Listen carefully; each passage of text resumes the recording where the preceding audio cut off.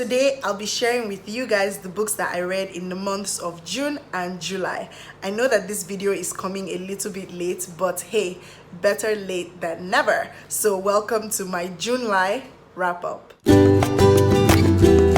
Hi guys, welcome back to my YouTube channel. It's Rachel here as usual. If you've not done so, hit that subscribe button so you never miss a thing. Today, like I said, I'm going to be sharing with you guys and running down briefly the books that I read in the months of June and July. So let's get started. For June, I read 7 books, and then for July, I was able to read 3 books. Intentionally and sort of unintentionally, because in July, I was like, you know what, I just need to chill. And also, I started binge watching a lot of Modern Family and some nice series on Netflix, which I'm going to talk more about in my reading updates, so you guys can look out for that. Like I said, I read 7 books. I read 3 books in July, so I'm just going to share with you guys the books that I read and what I thought about them. Most of these books, if not all, I've already done book reviews on them, so you guys can go and check them out on my channel. I'll also leave links in the description box below so that you guys can watch them easily. So in June, I dabbled into Nigerian romance. Like I said in one of my videos, I read Love Me Unconditionally, Love's Persuasion, and Niger Love Stories, all by Ola Awunubi. And wow, oh my goodness, that seems like so long ago, but it was just in June. So I actually enjoyed them. I typically don't read a lot of romance. If you guys watch my videos, you know that I don't particularly read a lot of romance, but these books were sent to me by the author, and she said, oh well, you know what, try it. And you know me and having an open mind about most things, so I'm like, no problem, I'll try it. And I actually enjoyed them, you know, and they were really nice, simple books to read with a nice, warm, happy ending, something cheesy if you just want to, like, you know, smile and be all yeah, whatever, and cuddle up in your pillow or whatnot. These are exciting, lovely books to read. It had been a while that I had read something that had a happy ending, or things that had happy endings, so they were such lovely reads for me generally. I actually enjoyed it. After that, I dabbled in some Sefi Atta. I read A Bit of Difference. I also did a book review on that book. I didn't particularly enjoy the experience of reading the book, but I thought that the book was written amazingly well. I didn't particularly love the protagonist, who was Diola. I couldn't really connect to her, but of course it's Sefi Atta's writing, and her writing is world class. I love the way she explored upper middle class life in Lagos to London kind of vibes, and it was just really cool. Of course, she writes beautifully. After that, I read Atomic Habits by James Clear. I think that that's one of the top 3 books that I've read this year. I put that in my mid-year freakout tag. Oh my goodness, you guys, like, that book is amazing and life-changing. Like, I see it changing the lives of people around me, and I cannot stop recommending that book to anybody. Even me personally, I know how it's changing my life every single day. Even the way I think about things and the way I approach goals and putting systems in place to achieve those goals, or just achieve a certain lifestyle that I want. You guys can watch my book review on that book because it's just too amazing. I also did a giveaway. I wanted to give away only 1 copy of that book. I ended up giving away 3 copies of that book, and I did not even mind. You guys can look out for that and get a copy if you're looking for something that would help you, that will give you a practical guide to building good habits, getting rid of bad habits that would ultimately shape your life. Because one thing I love about the book is that it doesn't focus on, oh, you want to do something grand, you want to do something huge, here's how to do it. It just gives you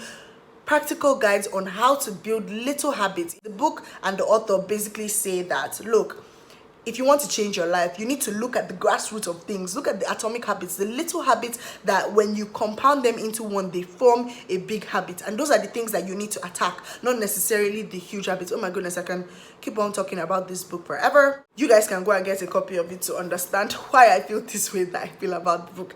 Next, I read The Mechanics of Yenegoa. That book was sent to me by Masobe Books. I totally enjoyed it. It was set in Yenegoa, which is not particularly the most common Nigerian or African setting in any book, but I love the comic relief. I love the infusion of music, laughter, and so much drama among the characters who are actually mechanics in Yenegoa. It was just such a lovely book to read. I did a review on that, and you can check that out as well.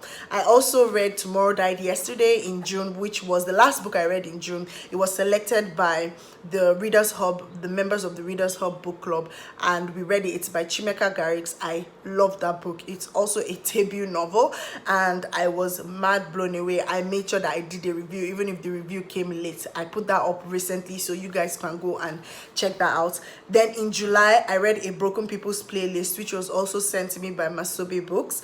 I loved that book. Oh my goodness, it was such an exciting and unique experience for me. The book like literally broke my heart in so many beautiful ways, but I love the fact that the stories were relatable, they were real, they were just earthy and so, oh my goodness, so soulful. You know, it was a lot. And then there was the infusion of music to go with it. So for some of the stories, being a collection of short stories, I actually listened to music before I read the stories, just to see what was in the mind of the author as he was writing those stories. It was such a lovely read. Of course, I did a review on it, so you guys can check that out as well.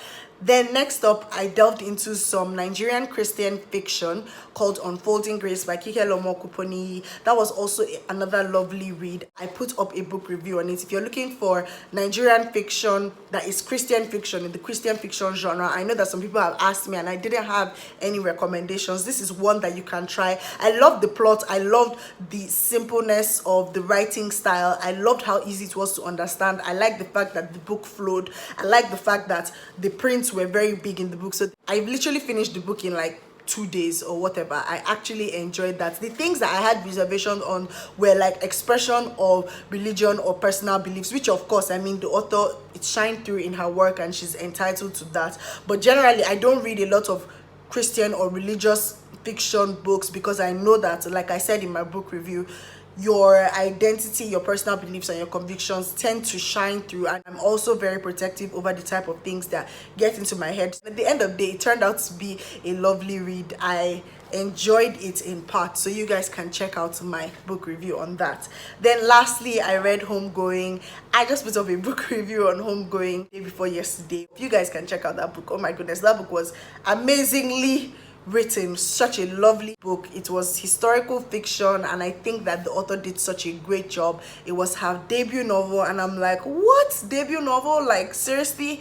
Oh my goodness, it was such a great read and I totally enjoyed it. So in the month of August, I'm looking forward to reading other books. I'm going to share the books that I intend to read, or well, some of them, because I really don't know what books I want to read in August. I'm going to share with you my reading update, what I'm currently reading, and you know what I plan to read in the month of August in my next video, so you guys can watch out for that. So thank you so much for watching my JUN-LY wrap up. Oh my goodness, I'm feeling so cool with the way I'm saying this JUN-LY and April. I need to think of something for August and September. You guys have to give me ideas in the comments, like what I can call my wrap up or my TBRs for August and September. Anyway, let me know what you guys read in the months of June and July and what you plan to read in August in the comments, and I will see you in my next video.